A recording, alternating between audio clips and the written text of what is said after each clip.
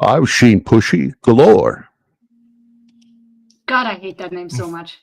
They should have gone. They should have gone for Kitty Galore because they figured they need to go that way because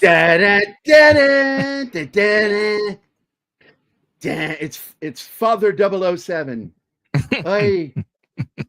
Weems, Father Weems.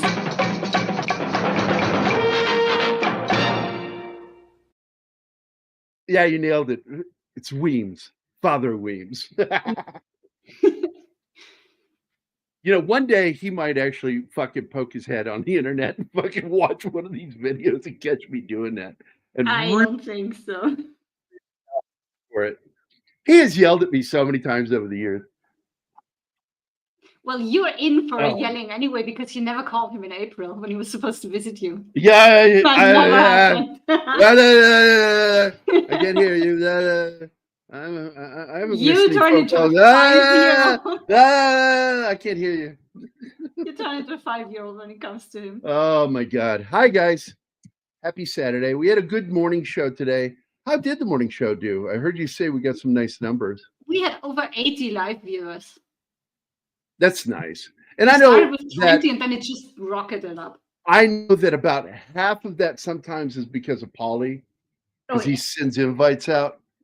But I know that we typically have been getting right around anywhere between 30 and 50 people watching the show. And it's fun. I really do enjoy it. We've got some new people interacting with us. This is my attempt to go back to kind of what we used to do, because it was hard for me after Mikey died to ever want to talk about information and news about stuff. I just wanted to talk about movies and TV shows that I love, and what he's been dead now for almost 2 years. How long has he been? I think so. Yeah, it's like good God, over a year and a half, and it's just man, that guy had such an impact on me on a personal level, and losing him just broke my interest in talking about stuff. It killed the classical TGIF. Yeah, I couldn't do it anymore. And with Keith dealing with his mom and his dad at the time, I'm like, I'm not going to fucking carry this show. Fuck that noise. I'll find something else to do. I think you weren't the only one not wanting to talk about that, because our panelists, they disappeared too. The regulars. That may have been because I yelled. It may have been because they were present when I yelled at some people. Because I think it was. I think it scared the shit out of them when they saw me angry and lose my shit on somebody. But I was so fucking fed up with the behavior, so unprofessional to intentionally just talk over people because you're altered, because you're either drunk or stoned or both. And I won't have it. And that's why I had to make the rule. You cannot knowingly come on the show drunk. Now, I don't blame Pope for that one day. That was different. Because that was different. Poor Pope. Oh my God. He took a bunch of shots because he lost his job. And then I invited him on the show, and he was sober when he came on. Yes. That ended about 30, 40 minutes in, and I'm like, he's like fucking, and I'm like, oh yeah, he's getting drunk. And I almost ended the show. And I can't remember if I said something to you, Martin. Yes, you asked me that I may end the show early. Yeah, you said something in the private chat. I think I may end because I didn't want him embarrassed. He's a good friend of ours, and I didn't want him being embarrassed about it. So, but he fell asleep, and that was the end of the problem. So he muted at one point. He was realizing it. It was great. So. It was great. I love Pope. He is such a great dude, man. So hi Gambit, how are you doing, buddy? This is the one that kickstarted certain things in the franchise. It established, because the first film to establish the opening scene was actually From Russia with Love. but they thought it was going to be a one-off because all he did is he took a scene from later and put it up at the beginning because he thought it would help preface the movie, and it did. But it established the idea of doing that from then on. And Goldfinger was the first one to continue this and do it intentionally. And I liked what they did. I don't like Shirley Bassey's voice. She oversings, and she also has some weird vibrato I don't like. Vibrato doesn't always bother me. It freaks Anima out. She can't stand it. It's like, dragging your fingers across the chalkboard for her with vibrato. I can't stand it when they overdo it and just strain their vocal cords, because I grew up around professionally trained singers, so I know what you're not supposed to sound like when you sing. Yeah, you're hurting my feelings. I love Shirley, and I love her rendition of that piece. Hey, I love vibratos.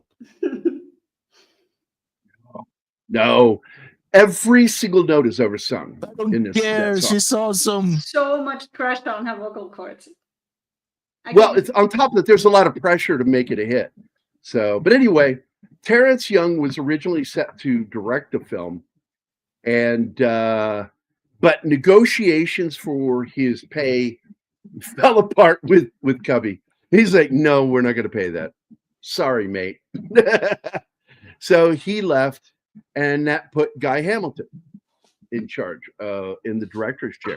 And Guy made some interesting decisions in this film that I really like, but Guy Hamilton is the guy who established what was done in the previous film is now part of the way you make a James Bond movie, which is you have the end of a previous story at the beginning, show the opening titles.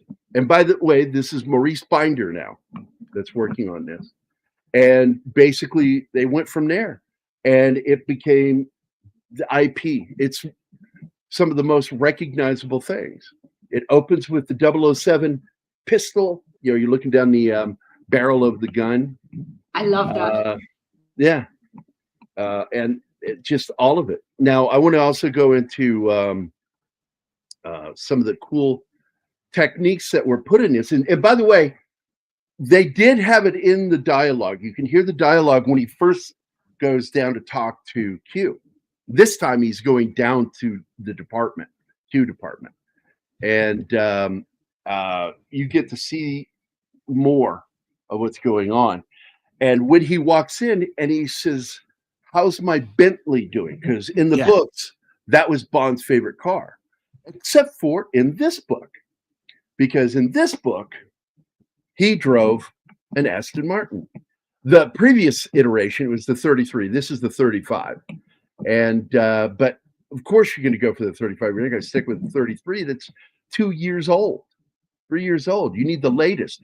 And they actually went to Aston Martin and got them to give them vehicles so they could toy with it, add all the doodads, from the machine guns on the lights, the fog lights right under the main light, the flipping, license plates, which was actually an idea of the director because he had just been like fantasizing because he had gotten a ticket.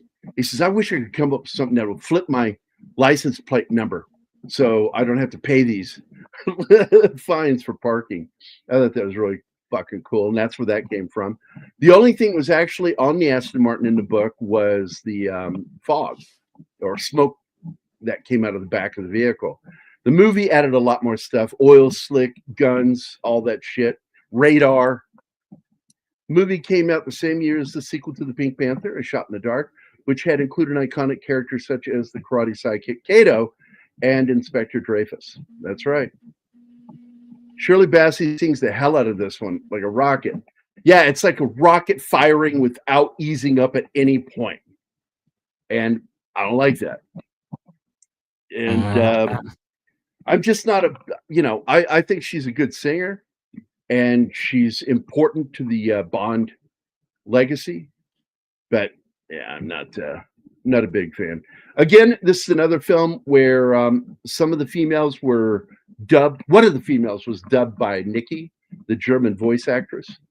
And but in this one, oddly, the German actor in this spoke no English, and so he had to learn how to say his lines phonetically. They lied because his management told them he speaks English. He's fine. He speaks perfect English. He speaks fluent English. It was a lie. He couldn't. They tried to teach him. He just couldn't. Yeah, I'm not going to even bother saying his name because you guys will start hearing this. Yeah, Frode. And Fröbe with a B. Yeah, Frode. Yeah, so no, don't even try. At least try. World didn't stop. World didn't end. And he could not speak a lick of English, so he had to learn his lines phonetically, and they struggled to get him to mouth the words correctly because they knew they had to dub it later. They got an English actor to dub all of his lines. And a lot of people don't know that, but there is a scene in the map room there where you are downstairs listening up above that you actually hear his voice, his natural voice, not the dubbed voice, but the actual German actor. That's his voice in that scene.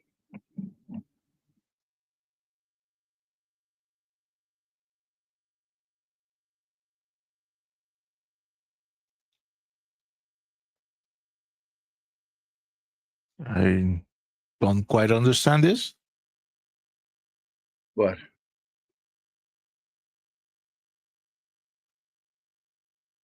Oh, and we have a new subscriber, Ronnie Van Loon. Thank you very much and welcome to ADD Theater. Yeah, welcome.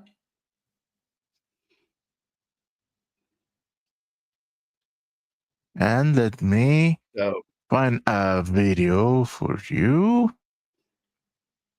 So, I can find it. Oh, this one is a long one, but it's a good occasion. 2 monkey hookers and a racist dwarf. I think I'm heading home. Yeah? Think I'll come with you. Hey, what's... Back off, Shorty. You don't know karate. Ah! Don't say you didn't have a cover. Short arse. I like that. That was fun. We need to make a video especially for new members. Yeah, that's a good idea. I like that. We use the Oompa Loompa song. That's what we should do. I like it. No. Or a clip from the movie Freaks by Brownie. Ah, yes, director. one of us. One of us. Goodbye, one of us. Yes. Anyway. Well, we have a clip that we could use. The hello and welcome to the middle of the film. One of us. That would work. Now, while From Russia with Love was still in production, Richard Maybaum began working on the script for On Her Majesty's Secret Service as the intended next film in the film series. But with the release date set for September of '64, there was not enough time to prepare for location shooting in Switzerland, and that adaptation was put on hold for a while. With the court case between Kevin McClory and Fleming surrounding Thunderball and the characters Spectre and all of that, they decided to move away from doing anything that's got Spectre or Blofeld in it. And they decided to have this story, which is once again kind of a fully encapsulated story, where you have a singular villain not working for an organization, but for his own interests. So Albert Broccoli and Harry Saltzman turned to Goldfinger as the third film. Goldfinger had been what was considered a large budget film, and they went from $2 million budget to $3 million to make this film, the equivalent of the budget of Dr. No and From Russia with Love all combined, and was the first Bond film classified as a box office blockbuster. Goldfinger was chosen with the North America cinema market in mind, as the previous films had concentrated on the Caribbean and Europe. Terrence Young, who had directed the previous two films, chose to film Amorous Adventures of Moll Flanders instead of this one, because Cubby Broccoli said no to what he wanted. So he's like, fuck you, I'll go make my own movie. That saw him denied a percentage of the film's profits. Broccoli and Saltzman turned instead to Guy Hamilton to direct. Hamilton, who had turned down directing Dr. No, felt that he needed to make Bond less of a Superman by making the villains seem more powerful. Hamilton knew that Fleming both had been involved in the intelligence matters in the Royal Navy during World War II, and Goldfinger saw the return of two crew members who were not involved with From Russia with Love. That's Bob Simmons as stunt coordinator and production designer Ken Adams. Both played crucial roles in the development of Goldfinger, with Simmons choreographing the fight sequences between Bond and Oddjob in the vault at Fort Knox, which is not just seen as one of the best Bond fights, but also must stand as one of the great cinematic combats. While Adams' design efforts on Goldfinger were lecturingly baroque, it resulted in the film being called one of the finest pieces of work. And I mean, when I say work, they mean film.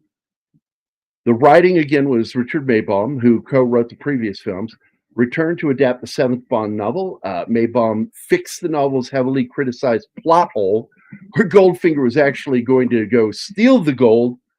But not only does he change that, fix it, it's actually part of the dialogue that Bond says, you can't be planning to steal. It would take you weeks to get all that gold out of there. You can't do that. You can't keep the soldiers knocked out that long.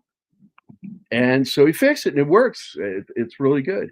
That he's not going there to steal it. He's going there to irradiate the gold so it's useless, and kills the market to where he has all of the gold, because he has a lot of gold.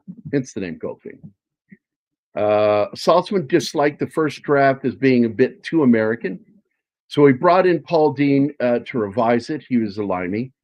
Hamilton said Dean brought out the British side of things, but Connery disliked that draft.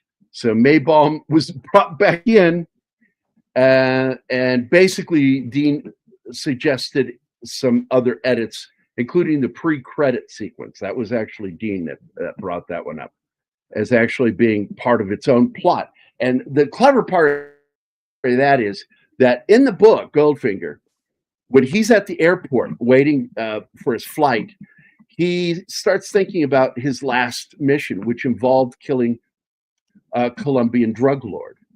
And so that's what they did. They took that memory moment and turned that into the opening scene. And I think it's fucking brilliant. I don't know what that is. Me neither.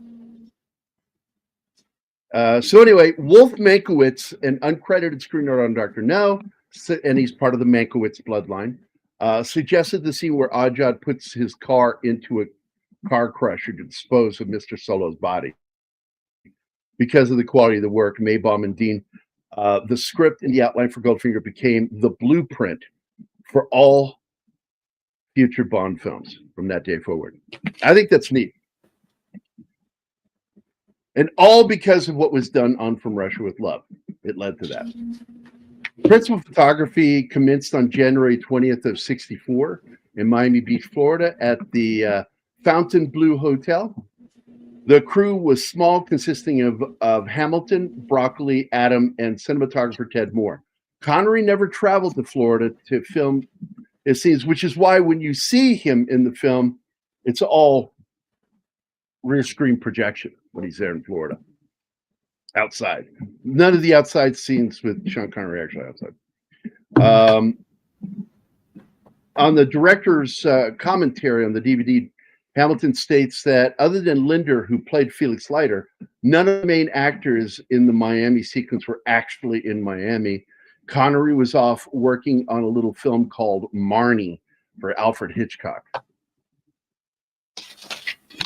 So Miami also served as a location to the scenes involving Felix Leiter's pursuit of Oddjob. So anyway, after 5 days in the United States, production returned back to England. The primary location was Pinewood Studios, home to, among other sets, a recreation of the Fontainebleau. the South American city of pre-title sequence, and both Goldfinger's estate and factory. 3 places near the studio were used: Black Park for the car chase involving Bond's Aston Martin and Goldfinger's henchman inside the factory. RAF Northolt of the American airports, and Stoke Park Club, the golf clubs, the golf scenes. The end of the chase, when Bond's Aston Martin crashes into a wall because of the mirror, as well as the chase immediately preceding it, were filmed on the road at the rear of Pinewood Studios, sound stages A&E, and the prop store. The road is now called Goldfinger Avenue. That's nice.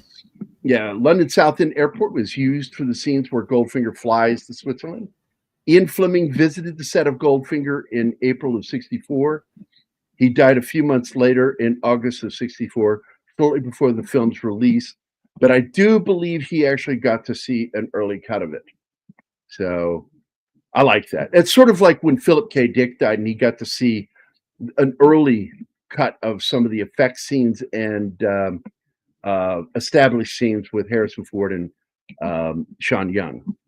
The whole VK scene, he got to see that scene. So it made him very happy. And the same thing here, I'm sure.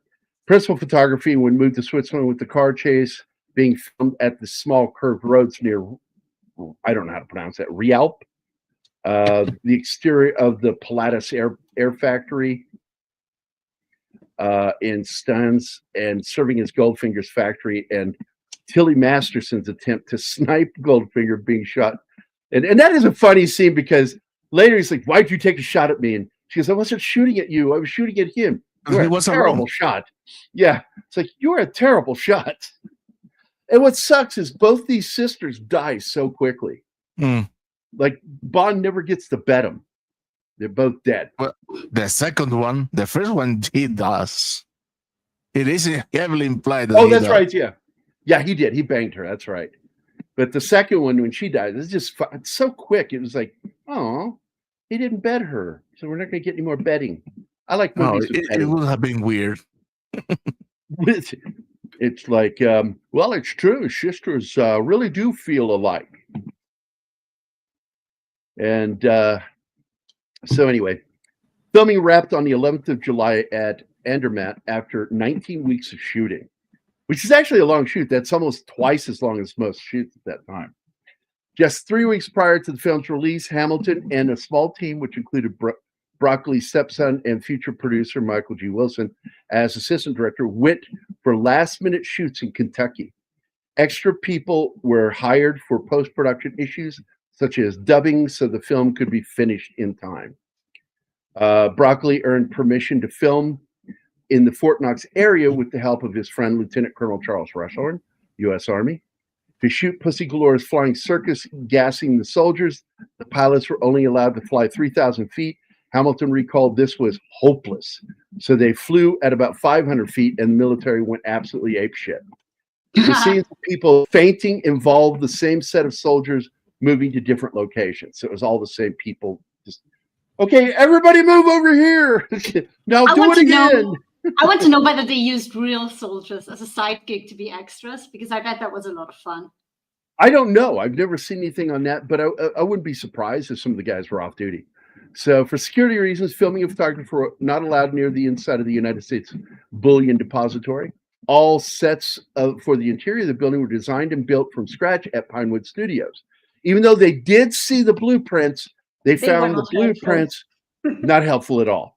So they just imagined what it should look like in there. And it's fucking cool. It's one of the coolest set pieces. It's what they do with NORAD, too. Nobody really knows what NORAD is like, except for the people working. Well, later we found out that NORAD is nowhere near as interesting. I know. That's what they... Cool. I read an interview with one of the guys who was an extra working at NORAD, and he said they made it look so cool. And he also said that they have a broom cupboard that has a sign on the door that says skate room. Because they were so proud. They were so proud that the Stargate was in NORAD, and they were filming the exterior. That's funny. So anyway, they weren't allowed to shoot around the depository. The filmmakers had no clue as to what the interior of the depository looked like. So Ken Adams used his imagination. And I'm telling you, it's fucking brilliant.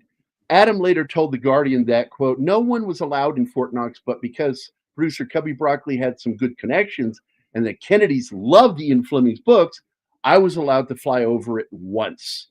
It was quite frightening. They had machine guns on the roof. This is a typical reaction to Brits when they come to America. You know, I had a British friend that was going to come down and see me in Fredericksburg. And I get a phone call later. I said, where are you, dude? It's been 3 hours. He goes, I got halfway down and I was in this place called Quantico. Yeah, Quantico. And man, every pickup truck had guns in the windows. That scared the shit out of me. I went back to the hotel in DC. And I'm like, you pussy. Those are hunters. Yeah, they're going to run around just shooting people on the street. Fucking people. Well, you know, the media has a field day every time a shooting accident happens in the U.S. Yeah, well, they just act like every gun's going to kill you. It's so stupid. No one was allowed near in Fort Knox, but because producer Cubby Broccoli knew him, he was allowed to do that one flyover, which scared the shit out of him. So anyway, let's skip ahead. I want to. That's boring. There was not a change of going in it. Or there was not a chance of going in it. And I was delighted because I knew from going to the Bank of England vaults that gold isn't stacked very high and it's all underwhelming. It gave me the chance to show the biggest gold repository in the world as I imagined it, with gold going up to heaven. I came up with the cathedral type design, and I had a big job to persuade Cubby and the director, Guy Hamilton, to let me do this. And they did. Saltzman disliked the design's resemblance of a prison, but Hamilton liked it enough that it was built. The comptroller for Fort Knox later sent a letter to Adam and the production team complimenting them on their imaginative depiction of the vault. United Artists even had irate letters from people wondering, quote, how could British films unit be allowed inside Fort Knox? It's just like every gun will kill you in America, dumbass. So in the end, I was pleased that I wasn't allowed into Fort Knox because it allowed me to use my imagination. In fact, the set was deemed so realistic that Pinewood Studios had to post a 24-hour-a-day guard on the prop gold bars to keep them from being stolen. Another element which was original was the atomic device, which Hamilton requested the special effects crew get inventive instead of overly realistic. Technician Bert Luxford described the result as looking like an engineering marvel with a spinning engine and a chronometer and other decorative pieces. So that's fucking cool what went into this movie. What were you going to say, Martin? We were past the time of running the slideshow. Whoa, way past. Sorry, I wasn't paying attention.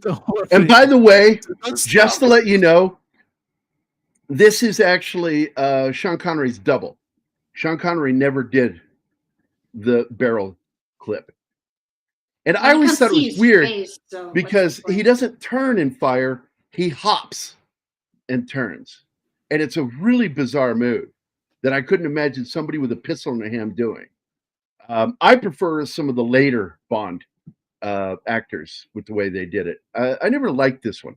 But then again, it was not Sean Connery, so it doesn't matter.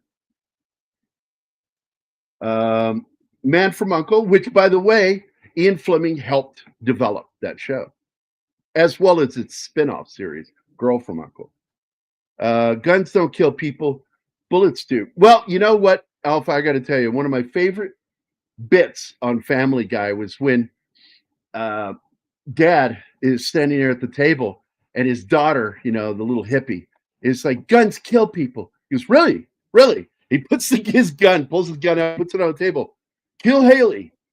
Come on, gun, kill Haley. I guess it doesn't do what you think it does. And he puts it back in his holster. Guns don't kill people. People with guns kill people, dumbass. Simon Grace, excuse me if I seem distracted. I'm also watching Fallout 3 live stream. Outstanding, dude. Nice to meet you, Simon. Welcome, Simon. Welcome. Oh, another. God, we got to do those films. The Flint series. Oh man, I love those movies. They're funny. Are we doing Austin as Powers? Well as that one and Matt Helm. Never. I'm never going to do that. No, we can do the first one. Maybe the second one. I don't know. Bob Simmons, what a great guy. Yep.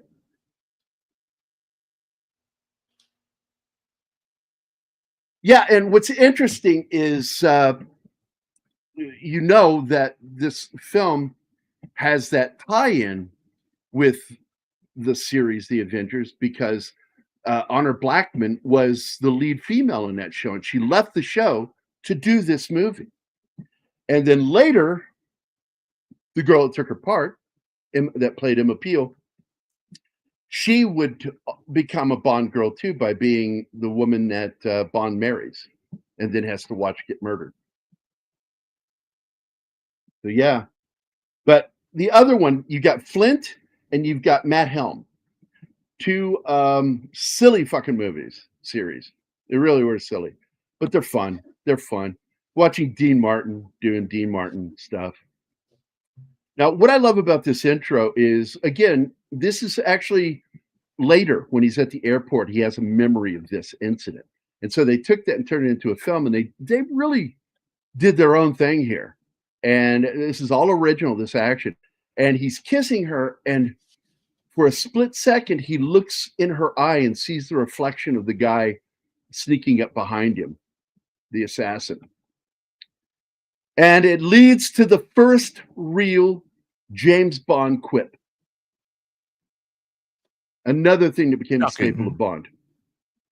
Positively shocking. What's that? Yeah, he says shocking. And then he looks at her and she's like, because he threw her into the guy and the guy knocked her out. Using her as a weapon or a shield. And he goes, shocking. And then he puts his jacket on and looks at her starting to come around and positively shocking. Let's stop pausing this or we'll never... Yes, let it roll. I don't want to go over by half an hour on this one too. I'm too tired. Yeah, Emma Peel came about because Blackman left. And I got to be honest, I didn't start liking the show until Emma Peel was the lead character. And I love that her character was so sexy. And come to find out that, and I've heard negative stories about Honor Blackman, that she was a hardcore feminist on set. And she did not mind telling you what she was thinking. Which I'm sitting there going, I wonder how well Sean Connery got along with her. Also, in the book, it is established that her character is a lesbian, which is why Bond has so much trouble just even kissing her. Hey, look at that. That's nice. That's so cool. Again, the way they did this was projecting images on the girls. And in this one, it's the girl painted in gold, which I think is gorgeous. I love this intro. He's the man with the Midas touch, a spider's touch. Great lyrics. I'm not a fan of the vocalization on this. And this is also the movie where finally Desmond Llewellyn was convinced to stop resisting direction because he didn't believe that his character Q should be annoyed or disrespectful to Bond. And he says, no, you're annoyed with him because he doesn't respect anything you give him. He breaks everything. He brings everything back broken or destroyed. And it annoys you. He thought he should be respectful towards 007. But they were like, no, he ruins your shit. Yeah, but once the director explained that to him, and the director explained it to him in a way he could understand. This is a clip actually from Dr. No, showing the helicopter. Which I thought was really odd, showing scenes from a previous film. But I'm assuming they didn't have enough footage when they shot this. Oh, here's something nice, Gary. You know who the first person was to ever hear the completed score to this movie? The guy who scored it? Michael Caine. Do you know why? Because he was friends with Saltzman. No. Did you like the answer, Martin? I cracked up Martin on that one. That's something I would say to my girls. No, it was Michael Caine because he got evicted and he was friends with Barry and asked him if he could use a spare bedroom. So he was staying at his place as he completed it. Oh, no shit. That's cool. Yeah. Well, it's so odd because like he was roommates for years with Sean Connery. So he's got a close connection to this whole Bond thing because he was friends with Saltzman and he was former roommate and best friends with Sean Connery and also the composer. Look at that. Well, and thanks to Jaws the Revenge, he didn't have to crash in anybody's house anymore. Right. This is a really nice location there in Florida.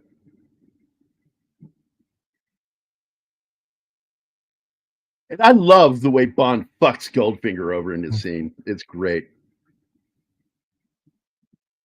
Yeah, From Russia with Love is the first film he scored, but this was the film where he did all of the music in the film.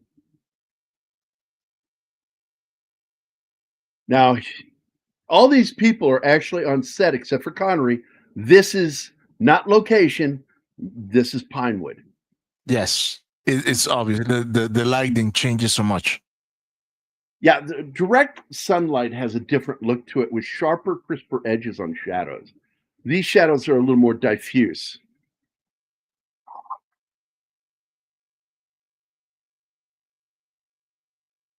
And if you notice, if you look at Bond in this film compared to what he looked like in Dr. No, he was slowly edging away from trimming his eyebrows.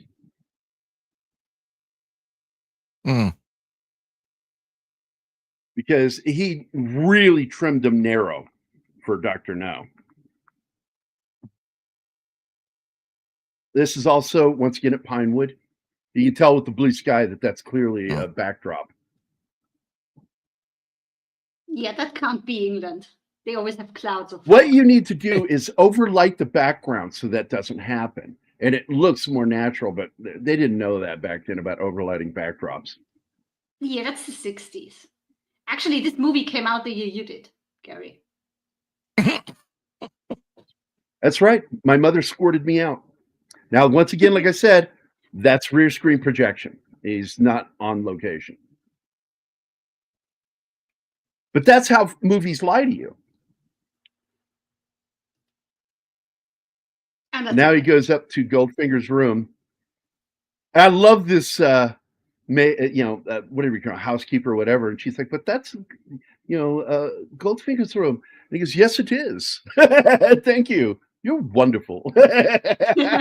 She walks away not knowing what just happened. I hated those, by the way, the outfit he's wearing. It's a terry cloth onesie that you put on when you're out swimming. I just hate those things. I remember seeing other movies with him. I'm like, man, it is like, it only looks masculine because Sean Connery is really masculine. Otherwise, he would look like a guy. Gary, please. He would look like somebody that's going to the club to pick up some dudes. This is a great scene. And do you know what gets her killed, Martin? Well, the explanation that they give is that. Okay, so you go. It's the paint. Answer is no. What gets her killed, why she gets murdered, isn't because she allowed him to look through this and do what he did, because that could have been by force. Goldfinger doesn't know. What he knows is what she said. Let me see. Got her murdered. When she says, let me see. Yeah. That got her murdered. I think he spoke too, so Goldfinger must have heard him. Absolutely alpha. Onesie and masculine do not go hand in hand, my friend. You are correct. Yeah, onesies are for babies. Please, let's keep it that way. So, yeah, nothing would have happened to her. I really don't think he would have killed her character if she hadn't said that. But he heard her because they hadn't turned the radio off yet. And she goes, let me see.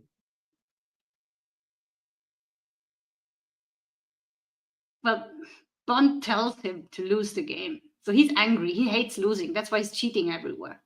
So he's mad, and then he finds out that Bond spends the night with her, and that's just it. He doesn't want her anymore. And it's not the first time that happens, because that happens so often with Bond. A girl that he beds gets murdered because he bedded her.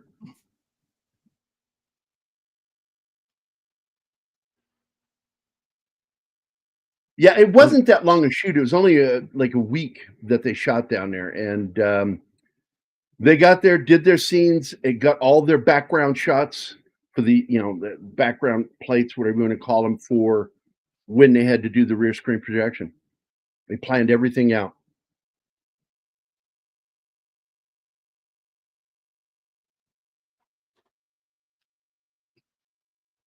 Now, before Goldfinger's gadgets were not really a part of the Bond world, Hamilton remarked production designer Ken Adams chose that the DB5, because it was the latest version of the Aston Martin, which in the book was a 3,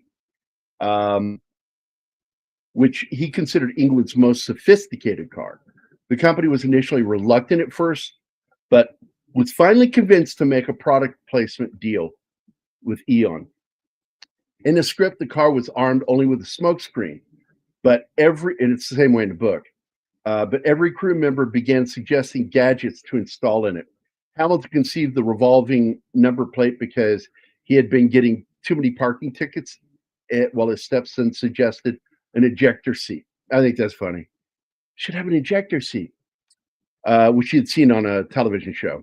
A gadget near the lights that would drop sharp nails. Oh, I forgot about that one. Yeah, that's right. The spiked nails. Yeah, that was another one. And then, of course, the light that dropped down, the fog lights under the main lamps, they open up and machine guns poke out. And then, of course, the Ben-Hur gag, which has the spinning blade. Yeah. Because that was from Ben-Hur. Absolutely. So he finds her, and this sucks.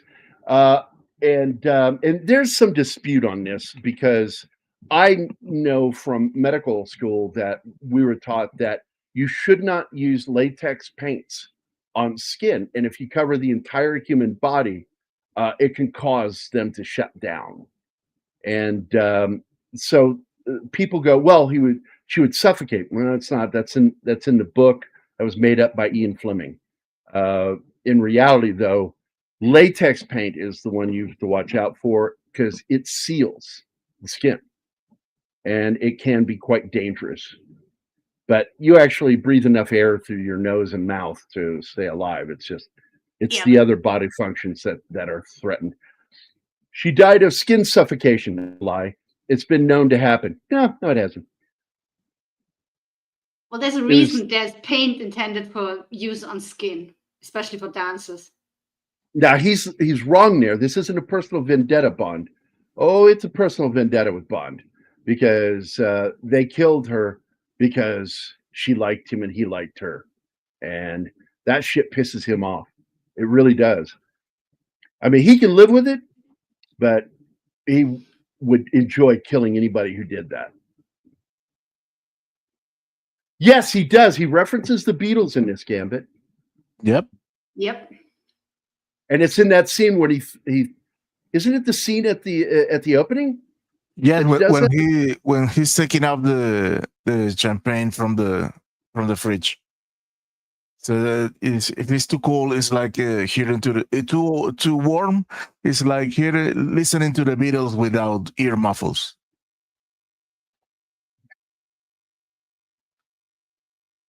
And just a few years later, a former Beatle would write the theme song for one of the films.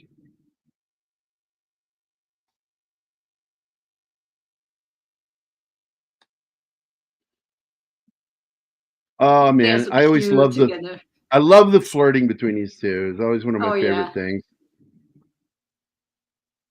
He's really fond of her, and I think that's why it's never going to go anywhere between those two, because he wants her to keep liking him, and he doesn't have serious relationships. He never feels the need to conquer her.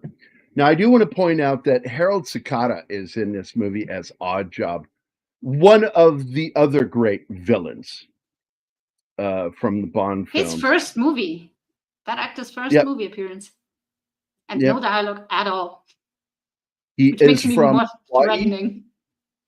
He is from Hawaii, and he was an Olympic. I forget, was he weightlifter or wrestler? I think it was wrestler, wasn't it? I think he did. Yeah, he became a professional wrestler. Let me look this up. Japanese descent. From a young age, he was proficient sportsman. Keen interest in it's wrestling, so it's wrestling. And he did weightlifting, and he was like power building. He liked power muscles, and he put that into wrestling. He became an Olympic wrestler, and the director saw him and wanted him in this movie. This guy reminds me of Ian Fleming himself. And I don't think I ever saw a picture of Fleming. He looks a lot like that guy with a little pointier nose. Very narrow face, though. Very thin face, long face.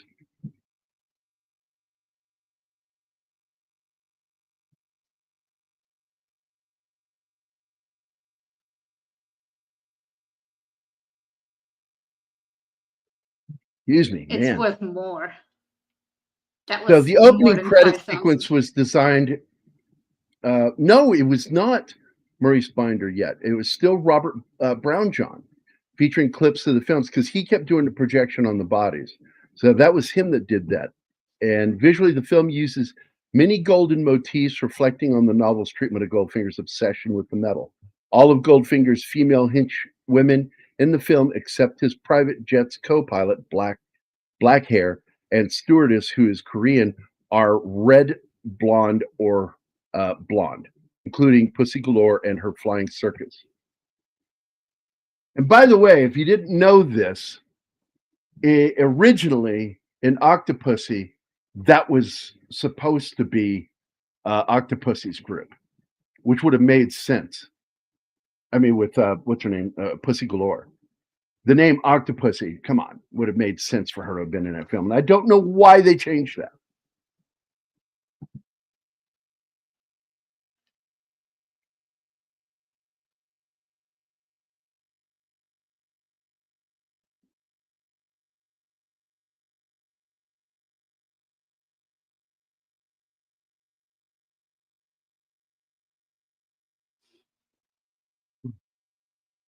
Goldfinger premiered at the Odeon Leicester Square on the 17th of September of 1964, with general release in the United Kingdom the following day. Leicester Square was packed with sightseers and fans, and police were unable to control the crowd. A set of glass doors to the cinema was accidentally broken, and the premiere was shown 10 minutes late because of the confusion caused by the incident. The United States premiere occurred on 21st of December of 64 at the DeMille Theater in New York. The film opened in 64 cinemas across 41 cities and eventually peaked at 485 screens. Goldfinger was temporarily banned in Israel because of Gert's involvement with the Yahtzee party. But then later they took that down when a Jewish escapee spoke of how kind he was to the Jews and how he helped them. And so Israel, let go. Let it go. Let it go. Not just that, they celebrated this movie then too, as soon as it was allowed. This movie earned a Guinness World Record for fastest grossing movie in movie history. And by the way, I wanted to talk about one of my favorite things. There was merch to this film, and it was made by my favorite toy company, that made cars was Corgi. And I fucking love those things. And anytime they were the ones who put out the first Batmobile too, that looked like the TV shows. And I love their cars back in the day. They really put some work into this. This is back when Hot Wheels was the best you could find. And then Corgi said, "Hold my beer." And so they started this thing, like the machine guns could pop out. It had all this stuff. It had the ejector seat. And it's really cool. Corgi then put out another one, limited edition version of this that's a little more realistic. It's modern, with all the bullet holes in the windshield and windows, or attempts at bullet holes for the last crappy Craig movie. It's a hell of a fucking toy, man. And I got to tell you, like everybody I knew in school wanted this fucking toy. You know what? The Corgi Bond vehicle that I liked the most was the submarine car. There was a version that even fired the torpedoes and everything. Yep. Here's another little fun fact for you. Fröbe didn't only completely fail to learn English enough to do this movie, they also had a double for him for the golfing scenes because he just couldn't get the hang of it. So and speaking of that, English and golf. Right. Sucked at golf, sucked at English. But this movie is what created Sean Connery's lifelong love for golf. He got it from doing this movie. And it was in every contract of his from the 70s on that he had time off for golf. To be able to leave the set in time for tee off. That was a rule. And sometimes he'd do scenes with people from the waist up because his pants down were golf pants. He would wear them on the set. The shoes are more important than the pants. Yeah, the shoes too. Golfing shoes. Because they all golfing shoes. Really dig in. He was a serious, serious golfer. And I love his hat in this. Yeah, the pork pie hat. Yeah. He looks like the dandy that he is.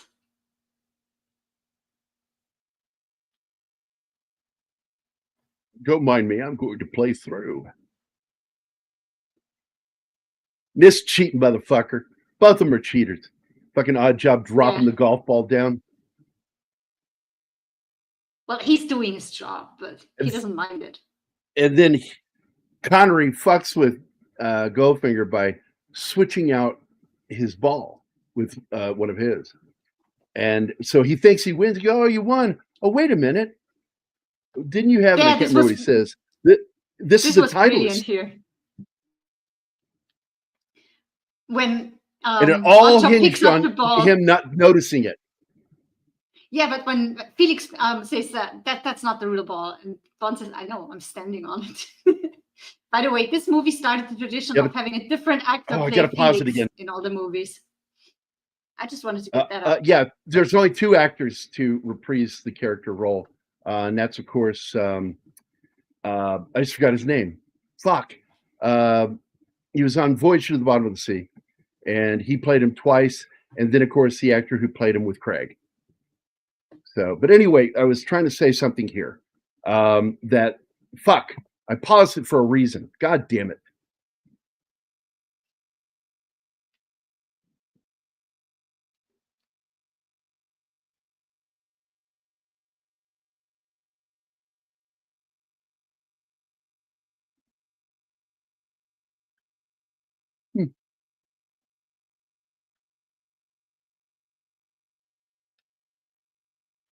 So he drops the second ball, and then Bond switches it out with the Titleist. And they get afraid right here that Goldfinger might spot it. Because he actually has to pick the ball back up and put it back on the tee. And they're really like, oh, he might see, and he doesn't. And so they're like, woo! And he goes through the whole spiel. You win, Goldfinger. Oh, hold up, buddy, what's this? I thought you were playing a witchmont. Well, I was. He goes, well, that's not what this is. I'm afraid, old man, this is my game. Yeah, that's a 7. That's the ball that Bond plays. And this dude's really powerful in real life, but he could not fucking crush a fucking golf ball. And Connery didn't like that. No one can do that. Yeah, nobody can crush a golf ball.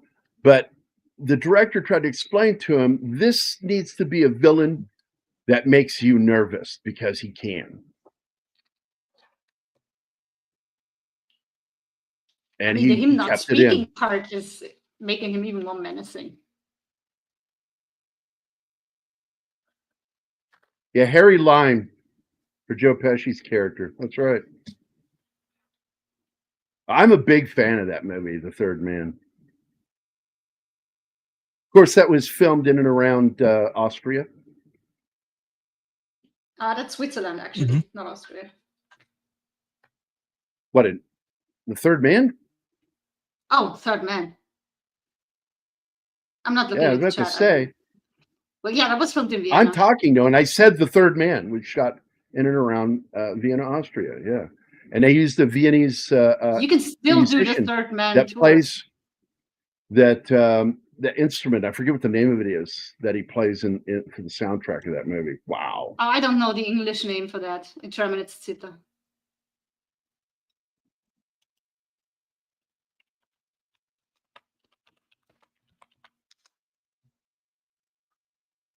My dad wanted to take me on the Third Man tour, but I'm not going into any tunnels. No, thank you. I love the scene, by the way, when she introduces herself, Pussy Galore. He says, I must be dreaming. That shit was funny. Originally, they wanted Bond to say, I know you are, but what's your name? But that was a little too spicy. So they changed on the it. spot, yep.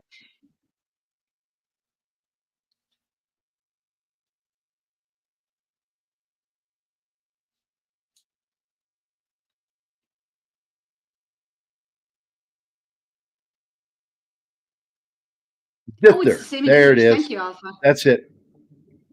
Yeah, we say Zither in German, but that theme is iconic. This shot is always, because this is a real location here. And that road looks like garbage, man. I would not want to drive on that fucking road. It looks pretty good for a mountain road. And I hate those tight curves because that's the only thing that makes me car sick. This place also still exists. That previous shot, that building still exists, and this building still exists, although it has a newer paint job.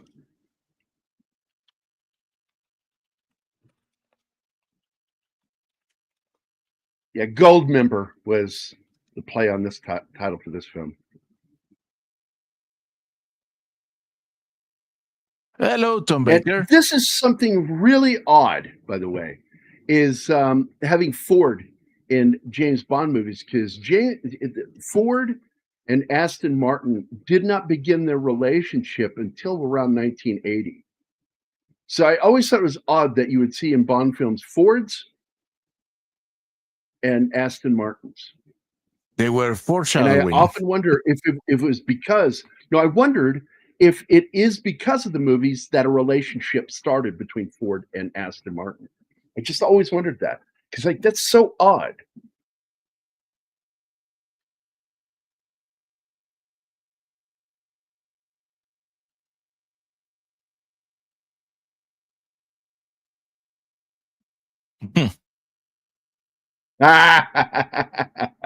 Yeah, that's the company he works for, Universal Imports and Exports. The fake company he works for.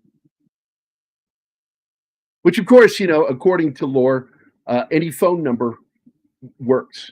The phone numbers, it goes straight to MI5. To that department. If they see it come in on that line, they answer for that company. I always thought that was neat.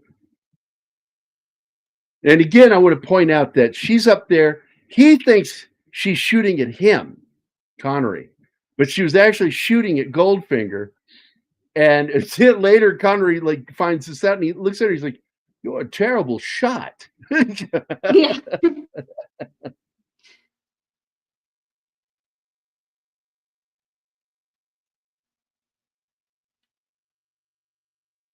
It is a wonderful soundtrack. If you've never seen that movie, it's a work of art. And it was kind of like the end of an era when it came to noir shooting, because Wells did shoot that with the yellow filters on the film to get those sharp contrast shadows, because the lighting was so important to the storytelling.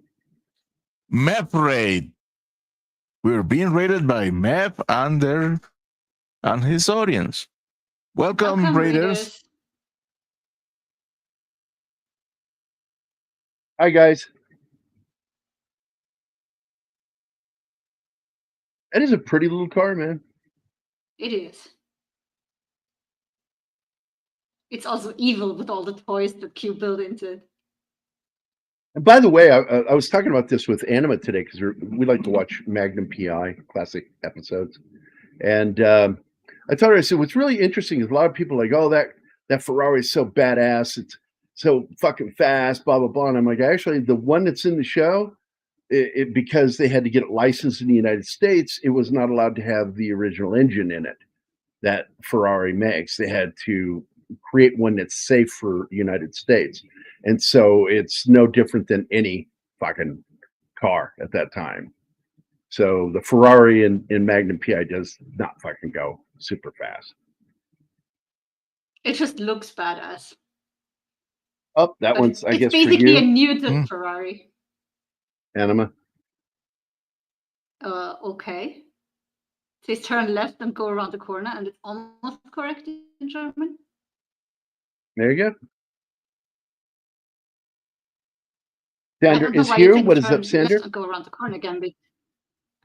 Hi, Sander. Sander Hammerflag. You only get it once a day, Sander. No, once per show. Once per show. I'll be there. Yeah. No, please. Come on. We're in the wrong studio. Everything is not around you, Anima. No, that's the same reason why. I'm going. I'm so lonely, and sad, real alone. And of course, James Bond had to be really lonely. Poor, sad James Bond. Oh, Vegas with Robert Urich. Good show. That brings me memories. Vegas and Spencer for Hire, man. I love those shows. And what I loved about Spencer for Hire was Hawk. He was my favorite character. And that, of course, was played by somebody from Star Trek, Deep Space Nine. Nobody? No, nobody. Nobody. Nobody's going to fucking... Nobody. Anybody in the chat, please save the day and let me know that I'm not surrounded by a bunch of heathens. Anybody? Anybody? No, nobody. It's Avery Brooks. That played Commander Sisko and later Captain Sisko.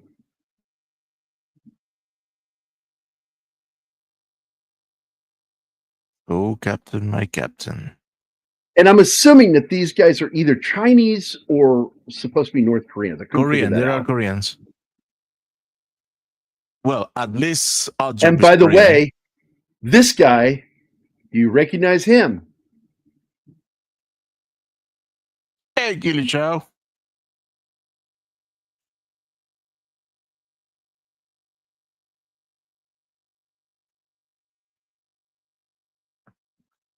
What guy?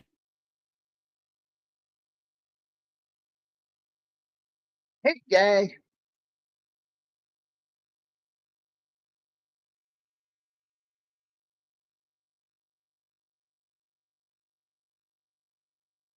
What question is Alpha talking about? Oh, the who from Star Trek was in Spencer for Hire? Yeah, I said it's Avery Brooks. Yeah, but Alpha was saying that he didn't ask hear the question.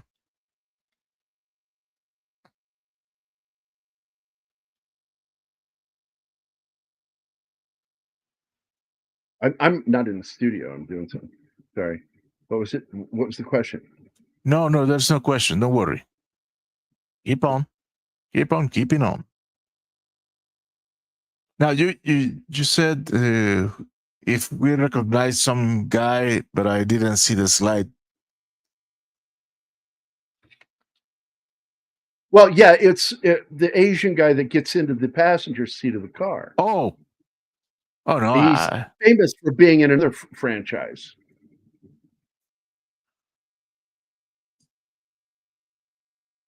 Okay, Simon.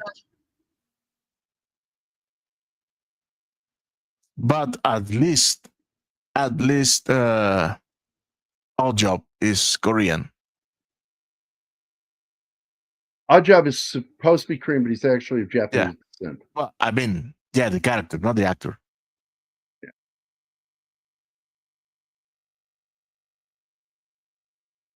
So anyway, the actor that plays the agent that gets in the car with him that he ejects out, that's Burt Kwok, who's also known as Kato from the Pink Panther movies.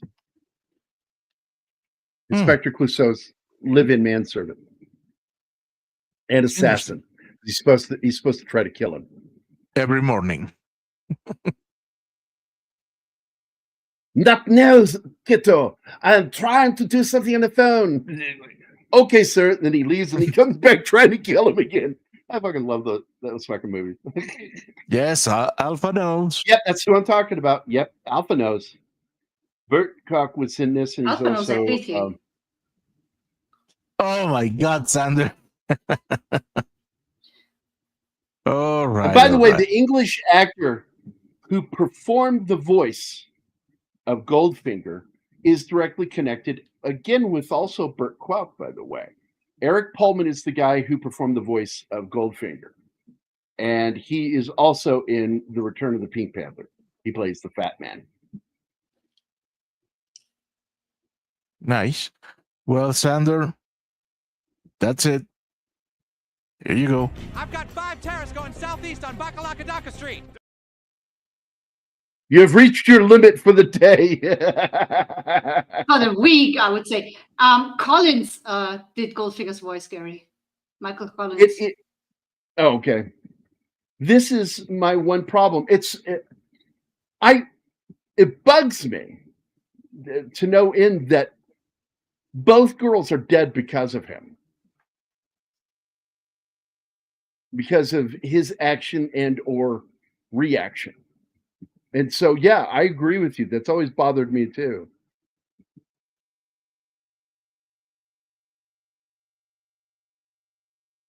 He should give them a warning. Like, if a girl wants to get involved with him, let her know it's dangerous because of your job. Be fair. Yeah, and then they'll go, wait, but you work for Universal Imports and Exports. P-level. Oh my God, damn it. I don't like that word.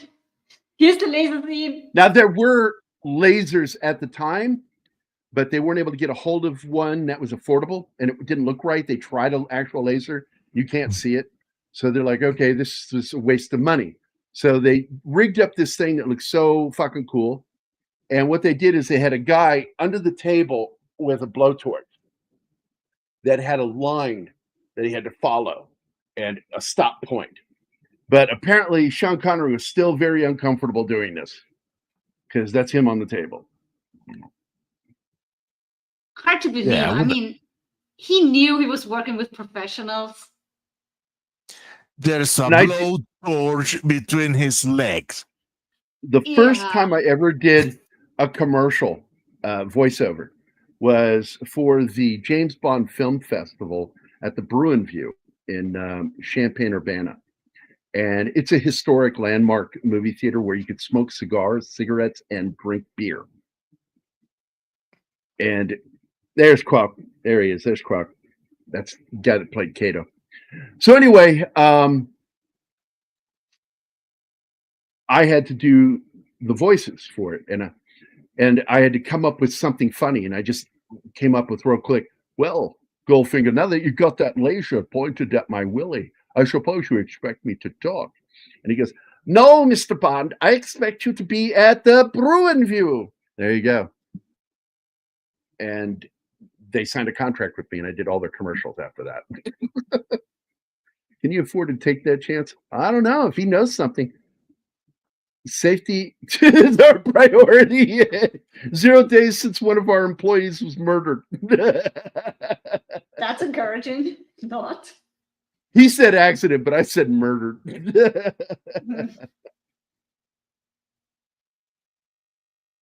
And this could typically have been one of those moments like just put a bullet in his head. But I don't know. He's kind of trying to torture him, so he's got this giant laser cutter. So fucking use it. I'm okay with that one. It's the more elaborate ones that get to me. I love that they made fun of that in Austin Powers. No, I'm just going to assume that when I leave the room that they're dead. They're dead. And like his son's like, why don't you just give me a gun and I'll put a bullet in their heads? You just don't get it. I got a gun in my bedroom. Let me get it. Yeah, right. I love it. He goes, you just don't get it, do you? Do you?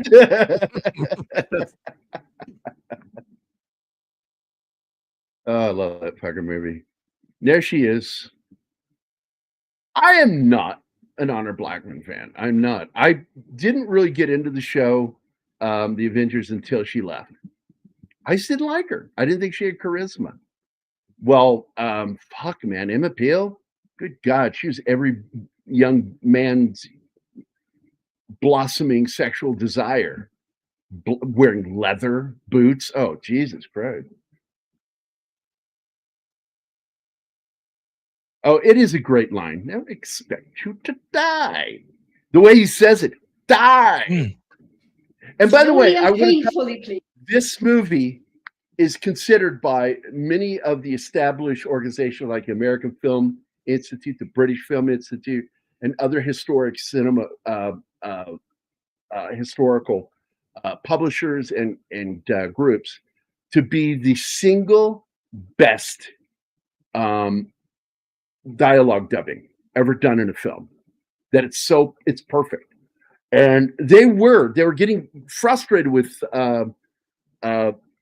Fröbe for not lipping correctly, and they would go back and reshoot, making him enunciate and do the proper movement of the lips to match the vowels to get the dubbed actor to be able to do his job. He did a lot of it in German, but he even had difficulty speaking fast enough so it would match, which is why it looks goofy sometimes when he speaks, because he's doing the lines in German. Yeah, I guess they really wish they had gotten, what was the other dude, Orson Welles? Sorry, Orson Welles was one of the actors that was approached, but his price tag was too high. Yeah, it would have been much easier. Oh shit! Mephisto is sleepwalking again. Yeah.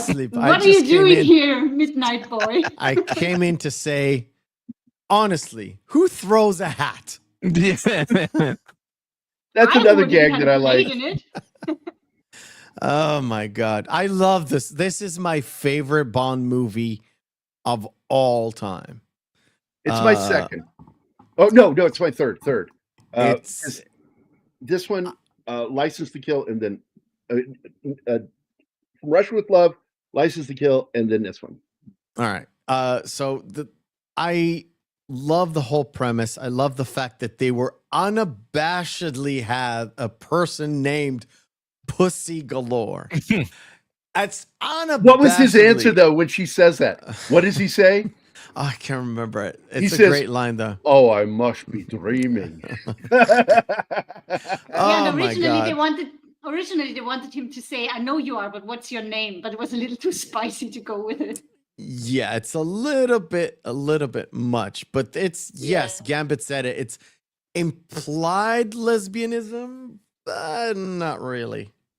And if you didn't catch it earlier, I brought the fact that originally in the movie Octopussy, that was supposed to be her circus group. Yes. Yes. And she was supposed to come back, and something fell through and it got changed. Yeah, like a lot of stuff during the Roger Moore era, there's a lot of stuff that they kind of planned to carry over, but stuff didn't happen. They couldn't get actors or actresses, and the broccoli dude was a prickly fellow. He's not really a broccoli. It was more like a cactus. Well, and this is also around the time where things got ugly between him and Saltzman. Yeah. So Saltzman had fucked up, man. Big fuck up. In most of the Bond franchise throughout the years, the behind the scenes stuff really dictated where stuff was going. But it's in every movie essentially. But in the Bond series, where you're trying to have sort of a cohesive story where every single movie is sort of a one book essentially, and it doesn't quite make it that way. But in all of them, you get this nugget that sort of like, oh, this was in, Live and Let Die. This was in, A License to Kill. Yeah, they pick and borrow from different ones, yeah. And in this one, you get, you know what? This is the biggest inspiration for Austin Powers was this movie. And to be fair, most of the Bond movies, most of the parodies or most of the stuff that you think Bond is this movie. A lot of it.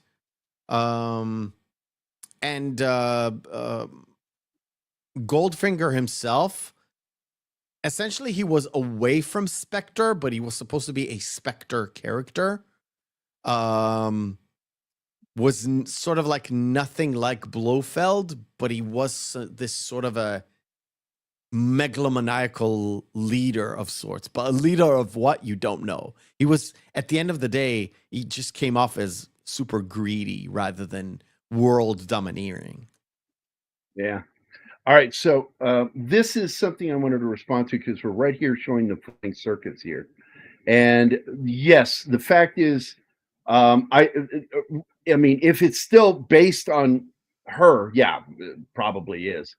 But either way it goes, in this, basically she handpicks every girl for her flying circus. And when I say handpicks, I mean handpicks, which is one of the illusions in the book that she's bed every single one. She is the female James Bond in this story. That's why it's pussy galore. As in lots of. He gets a lot of. There you go. How unrealistic was it for Felix to have his office and the requirements must be completely not happening. No. Dude, look what his office would have been. His office would have been most likely either at the State Department or in Langley. You have caused Tom Baker irreparable damage. Sorry, buddy. I'm sorry. Sorry, Tom. And I'm sorry that Keith couldn't make it here today because he, like me, we both love Bond, and we've had endless hours of conversation about the books to the film. Because From Russia with Love is a really faithful adaptation of the book for the most part. And this has a lot of things from the book. And just like in the book, because in the movie he brings up, where's my Bentley? And he says, oh, I'm sorry, Bond, Bentley's not ready yet, but we have this for you. And it's the Aston Martin. It's the same thing in the book. The only difference was in the book, it was the Mark III, and in this, it was the 5, which is the latest model. Look at KFC this. product placement. I saw it. No. Look at what Alpha says here. The old executive office building next to the White House? Really? Because I know the vice president's house is like right down the street. But you would also, I will tell you this, you would actually have an office in the White House too for a Central Intelligence Agency. Anyway, I need to go to sleep. All right. Good night, man. It's so weird to me that all the terrorists there look like Italian mob. Well, they are. All of them. They're mobsters. No, some of them are not. Some of them are supposed to be like world terrorists and Spectre people too. I don't think so. I think they're all mobsters. That's why they all talk like this. They all talk like they're mooks. Yeah, that's what I thought from this. What are you talking? Yeah, they're all mobsters, dude. Well, maybe I need to rewatch this yet again. Yeah. Oh, the sacrifice that you're going to make. Oh, I feel for you. Oh, it's awful. I'm just gonna have to endure. Right? They are mobsters. See, I haven't watched the movie in a long time because they do look like fucking mobsters. They do look like Italian mobsters. Yes, they are. Yeah. Anyway, And I'm fucking tired. I'm gonna go to sleep. All right, go to bed, buddy. I'll see you later. Silver Surfer was terrible. Fucking Rise of the Silver Surfer is a terrible, terrible movie. I hope you cover it soon. See you later. Oh, maybe for you. All right. Not for me, for you. Bye. No, I'll do it for you because I don't like the movie. So anyway, the OEOB is to be the State War Navy building. It was headquarters for all three departments until they grew too large. So anyway, back to the movie. So yeah, what I love about this is he's going to smoke all these fucking guys. He cheats at everything, including paying back the people who help him. He's like, these guys think they're going to get something, and none of them do. And what's funny is the one dude walks out thinking, oh, he got something. No, he gets killed too. Solo. That guy's name is Solo. Everybody else dies at the table. Yeah, and you think the one dude who wants his money and wants out is the first one to die. He actually dies way after them. He dies way after the other guys. And then he's crushed with that car. Pretty brutal. Yeah, compact. Anima's like, wouldn't that be blood? And I'm like, it's the 1960s. You're lucky they inferred that he was crushed to death. Well, he was shot and then left in the car when the car got crushed like into a tiny little cube. I'm pretty sure blood would be coming out of that if you did that for real. Hey, Bill, this car's bleeding. Yeah, right? Oh, come on, car. That's only oil. And he couldn't even leave it there. He couldn't even leave the car there because he had to get all the gold back out. Have fun doing that.